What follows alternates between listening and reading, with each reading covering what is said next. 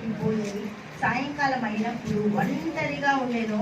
అప్పుడు ఒక దోణి దానికి దూరముగా ఉండగా గాలి ఎదురైనందున అలల వల్ల కొట్టబడుచున్నది.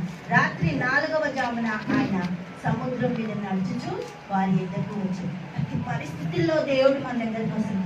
ప్రతి పరిస్థితుల్లో దేవుడు మనల్ని, మనం అనుకుంటాం మనం దేవుని ఆశ్రయిస్తున్నామని, కానీ ఆయన ఆశ్రయము, ఆయన ఆదరణ, ఆయన అద్భుత క్రియలు మన జీవితాలకు ఎంతో ఆకర్షణీయములు. దేవుడికి మహిమ కలుగును గాక. హల్లెలూయా. ఎక్కడ చేర్చిందంట?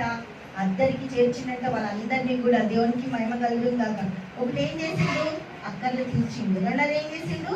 అద్భుతం చేసిండు. ఇక్కడ అందరికి చేర్చిండంట. దేవునికి స్తోత్రం. హల్లెలూయా. 34వ వచనం చూద్దాం ఒకసారి.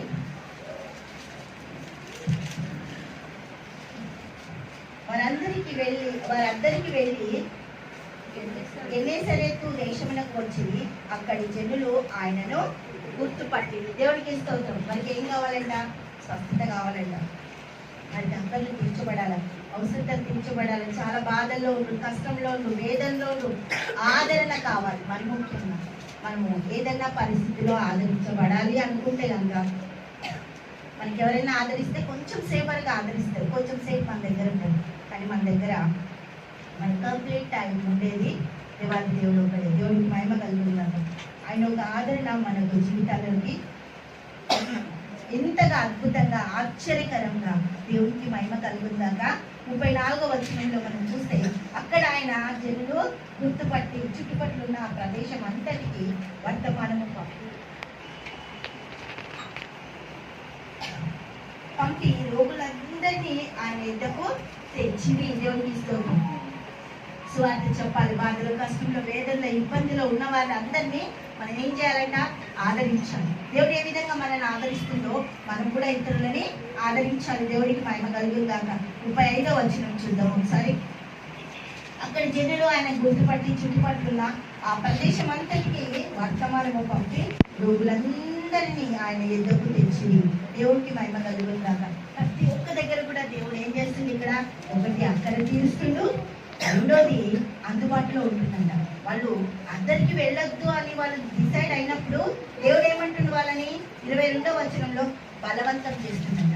ప్రతి పరిస్థితుల్లో కూడా దేవుడు మనని ఎంత చక్కగా నడిపిస్తూ, ఆదరణనిస్తూ, అందుబాటులో ఉంటూ, ఆదరించే దేవుడుగా, అందరికి చేర్చే దేవుడుగా మన ప్రతి దగ్గర కూడా కావాల్సిన ప్రతి వాటిలో దేవుడు అన్ని కూడా మనకి మొదలు పెడుతుంది. దేవుడు ఇస్తున్నాం. మనం ఇప్పుడు ఏం చూస్తున్నాం? ఇక్కడ అద్భుతం చేసే దేవుడు, ఆకలి తీర్చే దేవుడు, అద్భుతం చేసే దేవుడు, అందరికి చేర్చే దేవుడు, అందుబాటులో ఉండే దేవుడు, మనకి కావాల్సినంత కూడా ఆశ్రయంగా దొరికే దేవుడు. మనం ఎక్కడ చూసినా ఏమొస్తుంది? ఆ వస్తుంది కదా. ఆ చదువుకున్నాం కదా మనం. ఆ చదువుకుంటే ఏమొస్తుంది? ఫస్ట్ అంటే మొదలు పెడుతున్నాం. ఏంటి? మనం మొదలు పెట్టిన భక్తికి దేవుడు ఒక మంచి పునాది వేస్తుంది. దేవుడికి మహిమ కలుగుతుందట.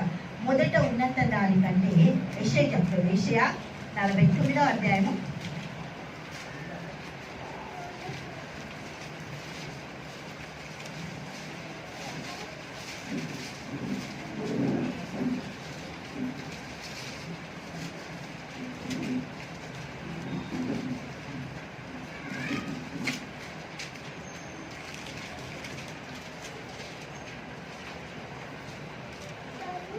43వ అధ్యాయము 19వ వచనం.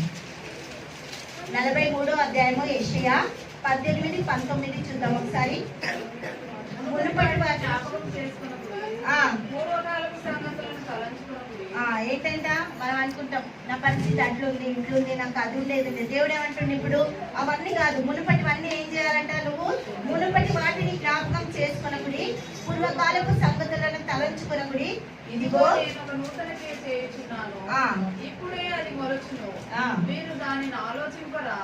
నేను అరణ్యంలో త్రోవ కలుగజేయుచున్నాను, ఎడారిలో నదులు పారజేయుచున్నాను. దేవుడికి మహిమ కలుగుతాక. ఏం చేస్తుందంట? ఆదరించే దేవుడు, అక్కర్లు తీర్చే దేవుడు, ఆశ్రయమైన దేవుడు, అద్భుతంగా మనతో ఉండే దేవుడు ఏం చేస్తున్నట్ట? ఇదిగో నువ్వు ఎక్కడ కూడా మున్పటి వాటిని గురించి భయపడకు. ఎట్టి పరిస్థితిలో నువ్వు ఉన్నా కూడా వాటిని తలంచుకోదు. వాటికంటే అద్భుతమైనవి ఇదిగో నేను ఒక నూతన క్రియ చేయించున్నాను, ఇప్పుడే అది మొలుచును, మీరు దానిని ఆలోచింపరా? నేను అరణ్యంలో త్రోవ కలుగజేయించున్నాను. ఇంతకుముందు మనం ఏం చూసినాం? అరణ్యంలో ఏముంటాయంట? ఏమి ఉండేవి, ఖాళీ ఉంటది. కానీ అరణ్యంలో అరణ్యములో త్రోవ కలుగజేయుచున్నాను, ఎడారిలో నదులు పారజేయుచున్నాను. నేను ఏర్పరచుకున్న ప్రజలు తాగుటకు అరణ్యంలో నీళ్లను పుట్టించుచున్నాను, ఎడారిలో నదులు కలుగజేయుచున్నాను. కూడా కావాల్సిన వాటిని దేవుడు పోషిస్తుంటే మనం ఇంకెంత చక్కగా పోషిస్తాడు. దేవునికి మహిమ కలుగుతుందాక. ఎవరంటైనా ఆదరించే దేవుడు, అక్కర్లు తీర్చే దేవుడు, అందుబాటులో ఉండే దేవుడు, అవసరాలు తీర్చే దేవుడు, ఆశ్రయంగా ఉన్న దేవుడు. దేవుడికి మహిమ కలుగుతుందాక. ప్రతి దగ్గర కూడా దేవాది దేవుడు మన కృప కనికరం అందిస్తూ ఆదరిస్తూ మనకు ఒక తల్లిగా తండ్రిగా మనకి సృష్టికర్త కదా. దేవుడికి మహిమ కలుగుతుందాక. హల్లెలూయా. తండ్రి యేసానికి స్తోత్రాలు, అద్భుతకర ఆశ్చర్యకరణ నీకు స్తుతులు స్తోత్రాలు చెల్లిస్తాను. ప్రతి మాటలో ప్రభా మీ మాట వచ్చి నడిపిస్తున్న దేవానికి స్తోత్రం. ఆదరించి అవసరం తీర్చి అక్కడి తీర్చి అందుబాటులో ఉంది ప్రభావం. ప్రతిది కూడా తండ్రి నువ్వు మేలు చేసే దేవుడు. నీ మేళ్లతో దీవెనలతో ఆశీర్వాదాలతో నడిపిస్తున్న దేవా. ప్రతి ఒక్క కుటుంబాన్ని పేరు పేరు నీకు అప్పగిస్తుంటావు. నీ ఆదరణ ఎంతో గొప్పది ప్రభా, నీ ఆదిత్యం ఎంతో గొప్పది నాయన, నీ ఆశ్రయం ఎంతో బలమైంది తండ్రి.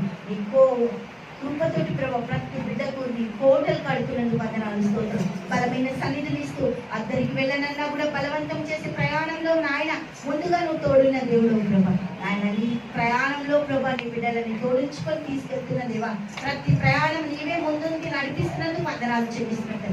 ఏ వైపు అడిగేయాలి, ఏ వైపు నడవాలి, ఏ వైపు చూడాలి, ఏ వైపు మేము ఉండాలో ప్రభా ఈ విధంగా నేర్చుకోవడానికి గొప్ప కృప అనుగ్రహించినందుకు వందనాలు స్తోత్రాలు చెల్లిస్తూ యేసుక్రీస్తు నామంలో ప్రార్థిస్తున్నాము తండ్రి.